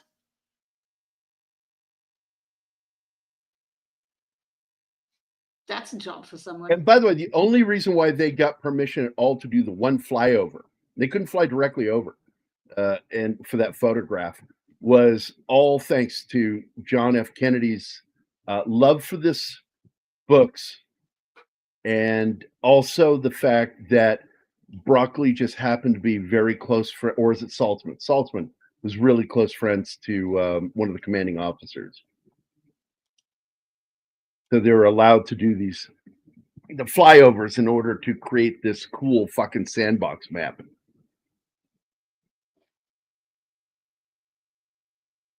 It was Broccoli. I love what they did in Top Secret. That was so fucking funny. Broccoli was friends with Lieutenant Colonel Charles Russian. That gave him the permit to do that. Well, due to the fact that Ian Fleming helped develop Man from U.N.C.L.E. and Girl from U.N.C.L.E., I wouldn't be surprised if there's a connection.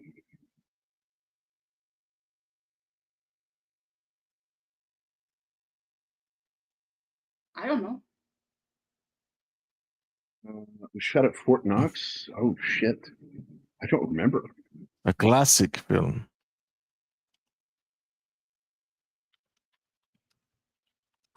There's like thousands upon thousands of classic films. Can we narrow that down just a little bit? I like this. Hanging up there. Basic training, is that what you're talking about?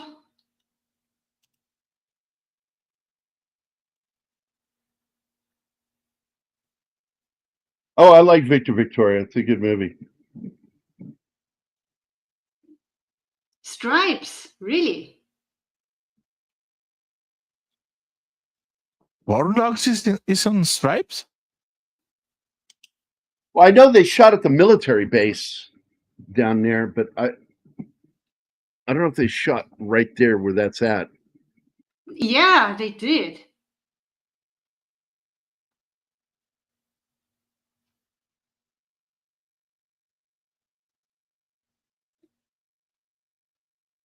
According to IMDb. Stripes, Goldfinger, the tanks are coming, build it bigger. Because it was shot in between California and Kentucky, with principal photography being that of Kentucky. And it was filmed at Fort Knox. Yeah. So technically, yeah. Pretty cool. And they were given permission to shoot there. Even though it's not realistic to boot camp, its depiction of some officers, pretty accurate. I had fun with that movie.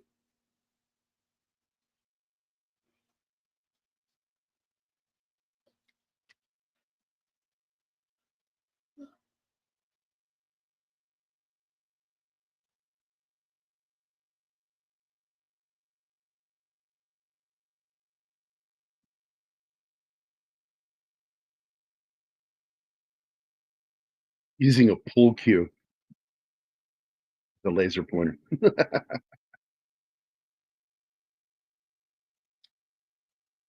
Oh, that reminds me. I need to get a new laser pointer. Mine stopped working. I mean, Amelia's. It's not mine. It's hers. Everything in your house is hers. She just including me. Yeah. Yes, she just let you use her stuff. God, she annoyed me today because she insisted on climbing on me and smuggling, and it's just too hot for that. Now, other than the fact that this was a box office monster, it was also a critical success, with critics pretty much unanimously across the board saying this was a very well-made film. What's not to like? I mean, it doesn't have any major flaws. I don't like it. I don't like movies. You don't like James Bond, Martin. Nobody can help you. Now, Roger Ebert. Go ahead. That is not to like. The freaking uniform henchman. I can never go past through that. No. So Roger Ebert declared this his favorite Bond film of all time. The Rotten Tomatoes still has this scored at a 99%.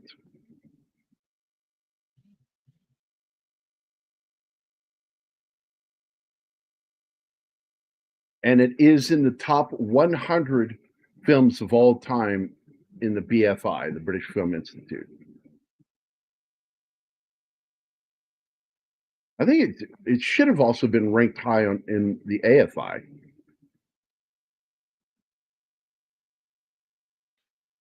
Yeah, right here. Hold on. Let me open this. I don't know why that's not mentioned. So I'm going to AFI.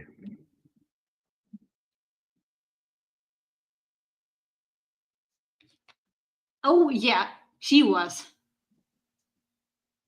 They even wrote karate skills into her character to get her to play the role. Oh. They absolutely wanted Judo, her. yeah. Oh, judo. Sorry. That's right. Yeah, it's Asian arts or something. Dude, I did my research days ago on this, okay? It doesn't say what position the AFI holds it, but it is listed under the AFI catalog of feature films, the first 100 years between 1893 and 1993. It is listed there. So I don't know why they didn't give it a ranking. That's odd. The BFI did, but the AFI didn't. That's weird.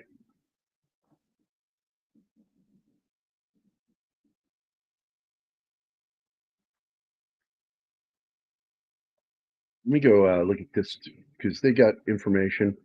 Yeah, it's domestic. worldwide. The full amount of money it made was $51.08 million. And it only cost like 3 to make, right? Yeah, it cost as much as both of the first films, and they made a lot of fucking money. Yeah. Well, like I said, world record. Well, it is kind of an American film because they shot a lot of it in the United States. So they can't do a lot of shooting in the United States because this was absolutely a film that Cubby Broccoli and Saltzman geared to be popular with the audience in the U.S., but it was nothing compared to what they would do later with Live and Let Die. But this film was absolutely geared towards. Was that a Ford Falcon? That was a Ford Falcon, wasn't it? I don't know. I don't want to go back. Damn it. Done. So I would beg to differ on that it should be categorized. That's why I got to be honest with you. AFI should have had this listed, and I don't know. If I do a deeper dive into it, I might find it, but I don't know why they mentioned the BFI but not the AFI, because this was a box office hit in the United States. Maybe because they were pissed that they had to do the majority of their shooting in England, not to lose the funding there. So this is a real conversation I had right at this scene. So are they going to crush him in that car? Yeah. Why didn't they just shoot him? Well, they did shoot him. And now they're also going to crush him in the car. Oh. We never had that conversation, Gary. Stop making Why is there no blood? Why is there no blood? Answer my questions. Stop making me sound like an angry Yahtzee, you fuckhead. I love teasing you, baby. I'm sorry. You're full of shit, you asshole. I know. I can't believe I signed that paper. Hold on, let me see what he said here. It's not what we think, it's what AFI's criteria. I'm telling you, I think that this film is considered a joint venture. MGM being the dominant studio involved in this, with Eon as part of the production. But I'm going to check later, Alpha. I'll let you know. I'm going to look. I think the AFI has to have this film charted. Not just mentioned, but charted. Because it's weird. When you see major films like this in the BFI, you expect it in the AFI. And if you see it with the AFI, you expect to see it with the BFI. And if it's a British joint film. So it's just really weird. I'll look it up. Okay. I'll let you know. Either way, Alpha. Quick search results says it's a British production. They didn't consider it as a co-production. To them, it's British. They can say that all they want. With MGM tied to it, it is. Disappeared and crushed Hoffa style. Where's the blood? Oh, Xander says it. The Germans. You cannot crush a car with a body in it. That should be blood coming out. It should be squirting out. Not squirting. I didn't say that. It should look like transmission fluid coming out. They couldn't do that, though. I'm telling you right now. They had to be careful with American censors. Well, yeah, he was driving that car, so they would have been petrol too. And by the way, they sexed up one of the main censors, the guys that censors these movies and decides a lot of the things of what it's going to be, what's allowed and what's not allowed. They partied him. They gave him parties, dinners, and shit. That dude was so relaxed and chill with this movie. I really think that they could have gotten away with the line from Connery, the pussy galore. I know you are, but what's your name? I don't know. I mean, I'm still surprised they got away with pussy galore. I think they should have gone with kitty galore because that was their plan B. Yeah, that was their plan B, was go with kitty, but they got away with it. And the reason they got away with it, and it said it in that documentary, that they sexed up that fucking censor and he let that slide. They let it slide, but They weren't allowed to have it on any of the movie posters or merch or whatever. It was allowed to be in the movie, but nowhere else. Has anybody ever had a mint julep? Nope. What? The drink they're drinking. Oh, no. I know about it, but I haven't had it.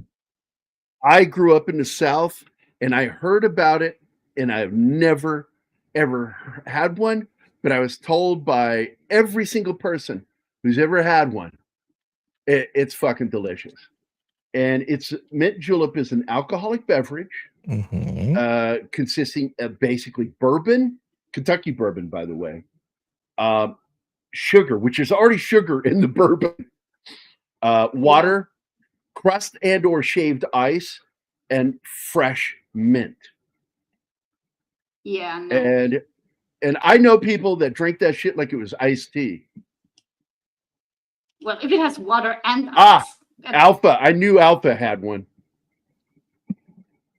Dude, we have to do a video like the intro for the Shadow Edit. Who knows the darkest secret of what the fuck is done? 11 Alpha does.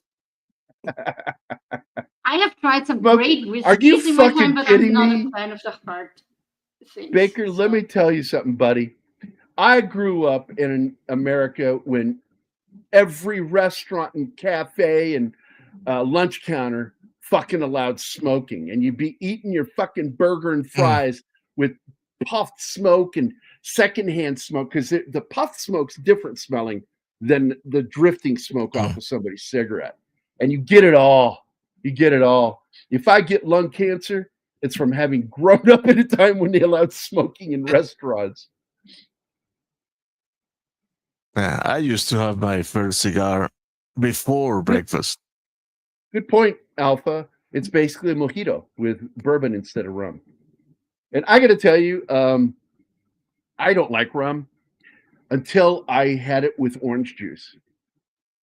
And my God, I couldn't tell how much alcohol was in that juice. It was just so good. And I think I had 3 drinks. And I needed to go to the bathroom, and I went to stand up, and I fell back down in my seat, and I'm like, oh, shit. Because you don't know when you're sitting down how drunk you are. It's when you try to get up. And I was fucked up that night. That happened to me once. No, you really know how drunk you are when you walk outside and it's winter and you hit the cold air. That's what kills you. By the way, I want to go back to this one thing that they fixed in the script that I think is great, is that the book had this glaring fucking plot hole, which is there's no way you could take that much fucking gold out in one quick trip. You'd take about a week to get that much gold out of there.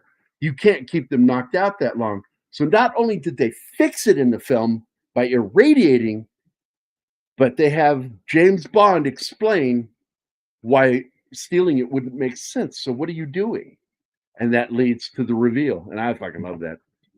My problem with her character, I cannot stand torpedo tits. Yeah. She has torpedo tits. Yep. And flat ass and almost non-existent legs. So wide hips, flat ass, and fucking torpedo tits.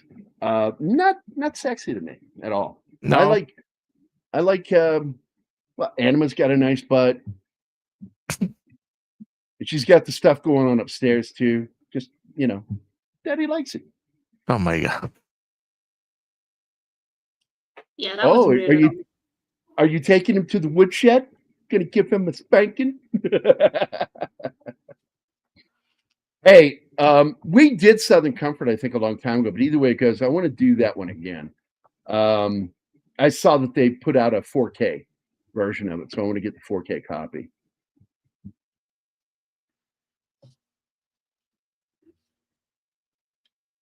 And she fucking throws his ass. I really like some of these moves here. Yeah, and then he throws her. He forces her down, and he moves in for that kiss. And what you're supposed to get from that is she's resistant and then isn't. And that's even when what they're trying to say there is even lesbians like James Bond. He's irresistible. And I learned from the military, there is, when there's an extreme shortage of lesbians in the military, they will fucking switch teams. Only the horny ones. No shit.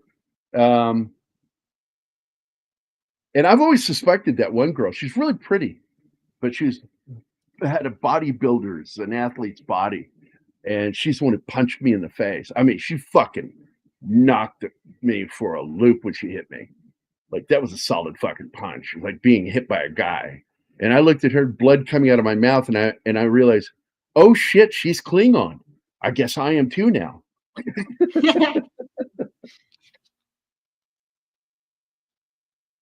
I'm not a fan of those planes, really not. But they were the best they had. What are those? The Piper Cubs? Are those Piper Cubs? Don't know. I forget what planes they use in this.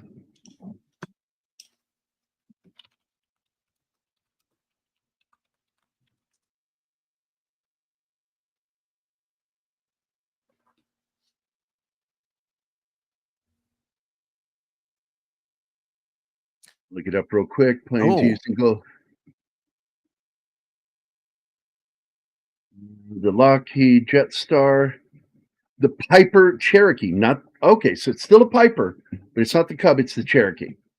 There you go. I'm more of a fan of the. Oh my God, those are the same buildings from Stripes.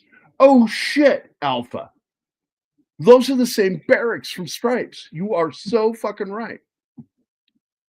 Hey man, 11 so Alpha chill, knows. Man, I'm so chill right now. Yeah, those are the exact same barracks from Stripes. No shit, dude. Good catch, man. I'll tell you what, though. Southern Comfort, the drink, the actual liquor. I had a gay boss, Chuck Prather. I love that guy. Constantly trying to get me drunk, and he would buy that for me all the time. And I'm like, man, I don't like that sugary shit. I like it I like my booze like I like my women, bitter and ready to hurt me. Yeah, the second part I've already proved when I was slapping the shit out of him when I was over there. I get tickled by that shit. I just find it funny. I'm not bitter though, so. No, you're not bitter. Yeah. You're very sweet. Yeah, who knows? Give it a couple years, baby. You'll get better. You're giving me all the confidence that I need now. Now, see how they've got the antennas done up there? And Alpha will tell you, so often over the decades, guys would get killed on post, driving around forgetting to pull down their antennas and hitting power lines. And because I remember we had a guy in a, oh shit, what was he in? It wasn't a Humvee. I think it was an APC. I think it was an APC, an M113. And they left the wires up and electrocuted everybody. Ouch.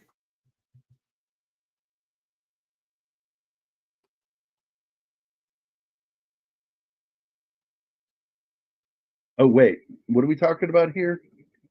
These smoking bans literally have fascist origins. Yeah, I know, right? Nobody ever wants to think about that. I didn't know that the mustache was against smoking, but yeah, he was all for a very healthy body. So. Oh, he hated smoking around him. But he didn't mind his dog humping his leg. He loved that dog and still killed it. You sure? Yes, he did. He loved Fuchsia. Hey! Javitino Cavalryman Shay is here. Hey, Shay. How you doing, brother? Hi, Shay. Good seeing you. I got a lot of good Army representation. By the way, that's Air Force. That guy's, what was that, a tax sergeant? Was that guy a tax sergeant? I always forget what their fucking ranks look like. It's their weird ranking system. Same with Navy. I'm always thrown up with theirs. Marine Corps and Army, I understand. How do you film a laser during the day? With animation. With animation. Yeah, you don't. The Army has plenty of lasers. Shocker, I know, Sander. Oh, shit. You were at Knox, too. Look at that. Fuck yeah. Man, I cannot see Odd Job without picturing Monkey Divas. Yeah, kind of.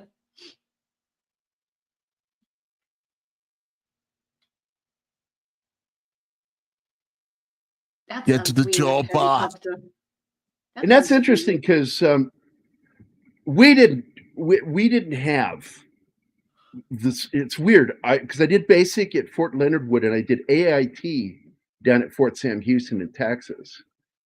But a lot of the guys traveled with me to Fort Sam. So a lot of the same guys I served with up there in training with a lot of the same guys that we hung out with in AIT. But OSID, if you don't know what that is, guys, that's where you do all your training in one. It's like switch buildings. It's like you're at the same post, same group. It's all the same. Yeah, I was at Fort Lawson. We actually lost the guy too, Alpha. We were marching out to the firing range, and the guy ran off into the woods to take a quick piss, came back out and fucking couldn't find us, the fucking idiot. So what does he do? The one thing you're told never do, wander away from the road. So he went through the woods, cutting through what he thought would lead him to where we were. And man, we had to send out teams. We sat there for 4, maybe 5 hours, and we never got to use the range. The ranges got shut down because we have an idiot recruit fucking wandering the woods around the shooting ranges. Now, that's just an accident waiting to happen. Yeah, there's a tech sergeant, isn't it? Tech sergeant. Tech sergeant's Army World War II, and they did away with those. It means you technically have the rank of sergeant without the command privilege. Yeah. Okay. So yeah, you were right, Alpha. 19 Delta.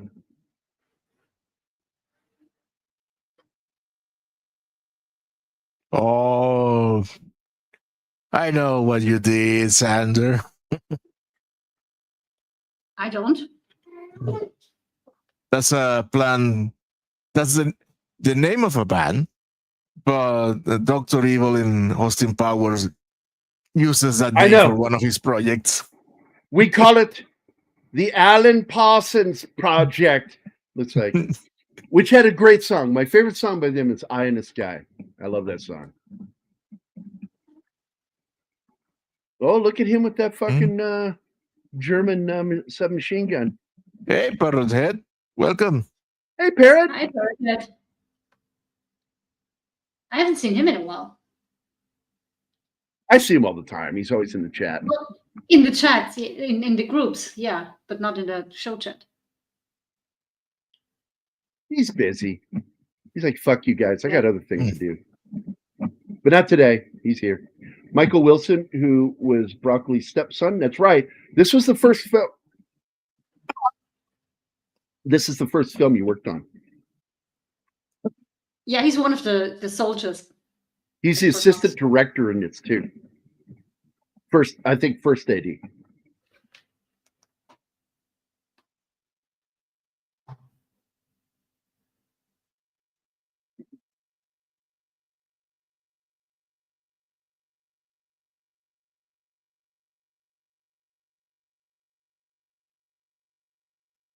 And of course, it ends on 007. This is considered by many to be one of the best fight scenes in the Bond franchise. It comes nowhere near close to the fight between Robert Sean Connery in From Russia with On Love. the train. Oh, yeah. That was a brutal fight.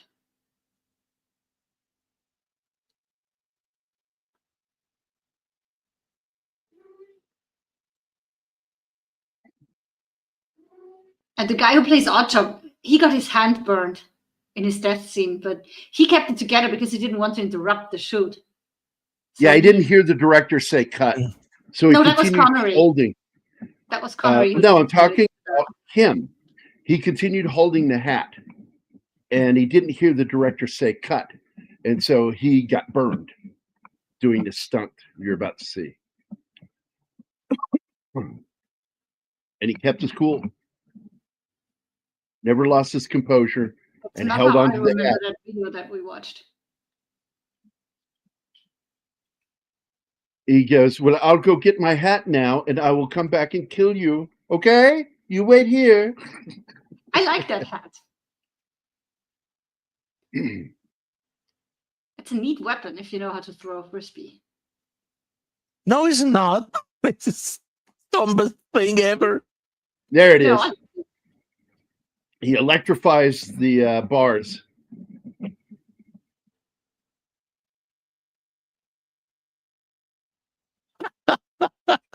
Okay. But Charles Bronson.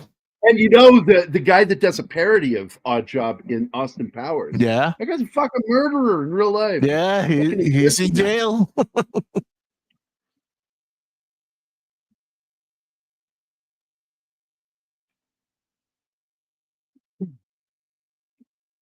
Huh. I don't know if he's doing a good job because the guy is menacing. I don't think he has to ask to act that. It's his smile. It's that smile. Normally it would warm your heart, but because you know he's trying to kill you, the smile just is real creepy. This is a nice little pratfall. Gary, smiling is the most elegant way to show your opponent your teeth. Yep. Oh man, it's counting down. I wonder how low it'll go before it stops. Spoiler, 007. Ba-da, ba-da. There you go. And you still ask why I don't like this thing. I like that they did that. They wanted the timer to go all the way down to 3 seconds, but then they were like, wouldn't it be neat if we did 7? It would have been cringe, let me tell you. No, I have no problem with that. Usually in movies, I mean, bombs don't have a timer to begin with, yeah? But usually in movies, it's like 1 second or 2 seconds when they stop.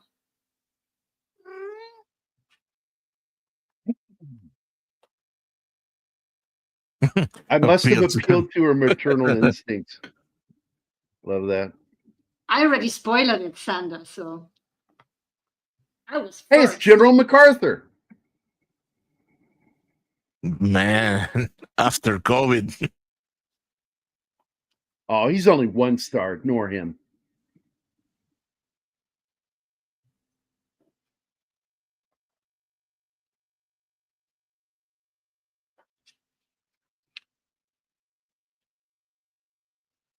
Yeah, I like that.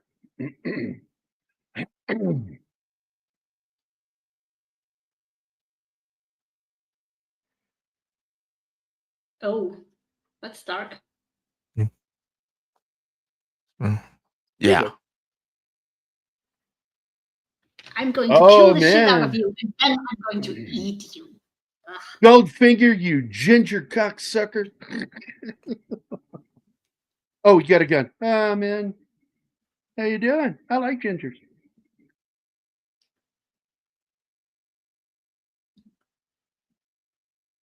Well, I like the fights where it's more realistic.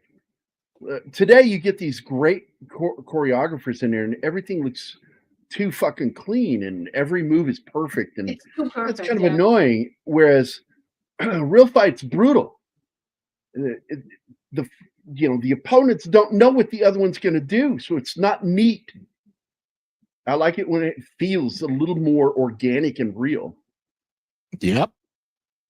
That's why the train fight in From Russia with Love was so perfect, because it was sloppy sometimes and brutal and not neatly choreographed.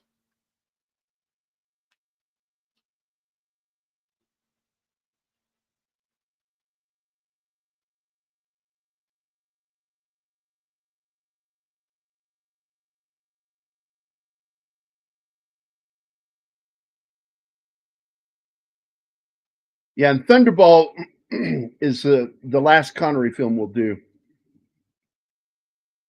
But look at that, man. She's on Team Bond now.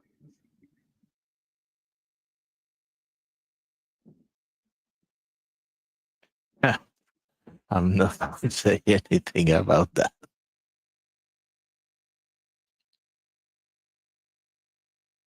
Pinks and green? I don't know about that combo. Pinks and greens are the new uniforms, which are based on the old uniforms when Eisenhower was in command. It has the Ike jacket. They brought the Ike jacket back, and some of it I like. What I still don't like is having regular Army wearing berets. It's always bothered me.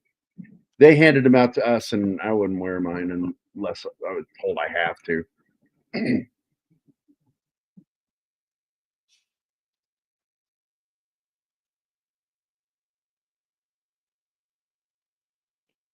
Strong. After the show, I'll show you what he's talking when he brought up Pinks and Greens. I'll show you what it is. So this is a fun movie. I like this film a lot. I mean, the movies for me with Connery were 3 in a row. It's Dr. No, but From Russia with Love, Goldfinger, and Thunderball. Those 3 movies are just the shit for me. I love them. He's my number 1 Bond. Always will be. Although Dalton comes. I know a lot of guys that aren't fans. Alpha, just the colors. It's weird, the choice of colors. It's not really like a proper olive drab, or it's because back during World War II, it was more of a kind of a brownish mix with green, but the modern take on it just doesn't look right. But I will tell you, I could not stand the Class A's we had to wear. I hated wearing my Class A uniform. I just thought they were ugly.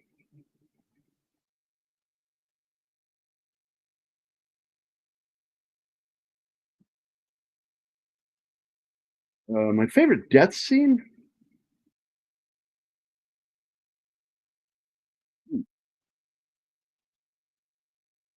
About that one, because I don't remember all of them offhand.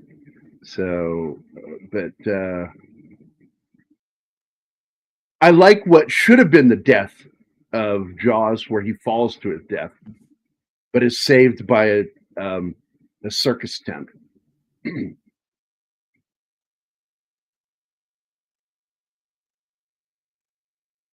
I will have to go with the rest is good.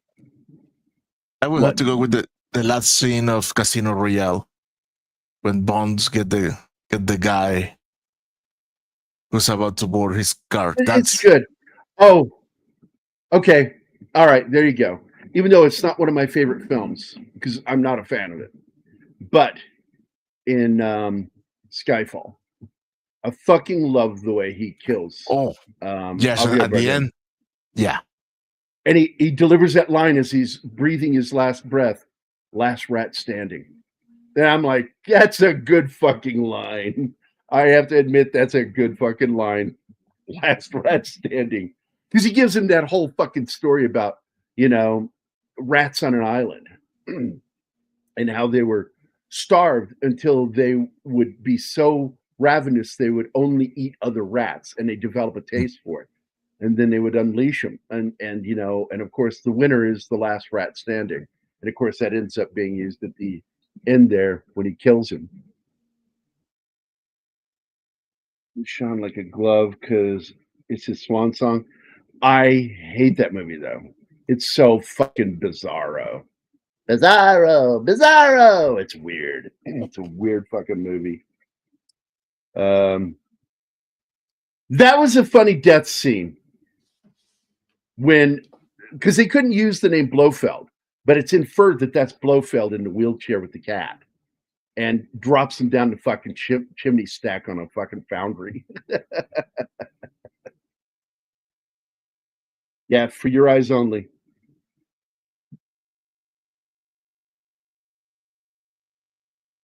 Yeah, Sean had his fill with dealing with Cubby and Saltzman, and he wanted to move on. They thought they could get him back, but he was done. He was done. Stick a fork in him. He's done. And they had to make up their minds what they were going to do next, because they had already done on Her Majesty's Secret Service. They fired him because he wouldn't shave the fucking beard. He showed up at the premiere. They told him, don't show up with the beard. Shave it. And he showed up unrecognizable under that fucking beard. You're not ski. Oh, really? Now you show up when we're at the end of the show? Well, I just woke up. Like, oh, I'll take a nap. Wait. That's fucking.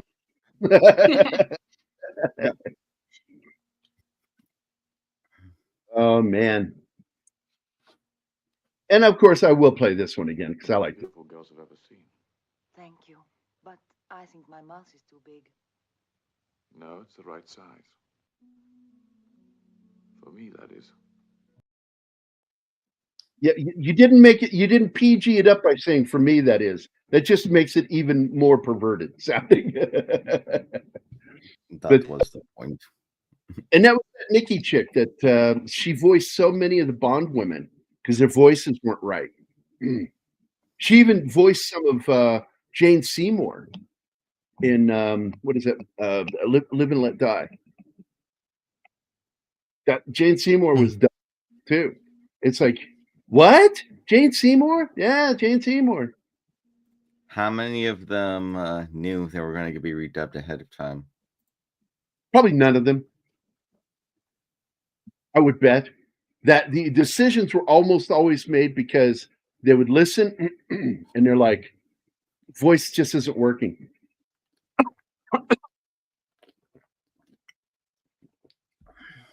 So, you okay? Yeah.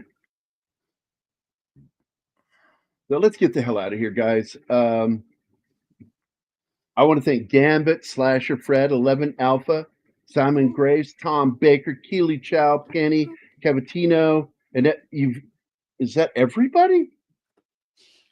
Yeah. Wow, it seems like there's more. Yeah, they were talking a lot. They make 10 look like 100. Our viewers in the 20s, though. Yeah, so. you left Parrot Head out of there. Parrot's not in there. Yeah? Really? Anybody else?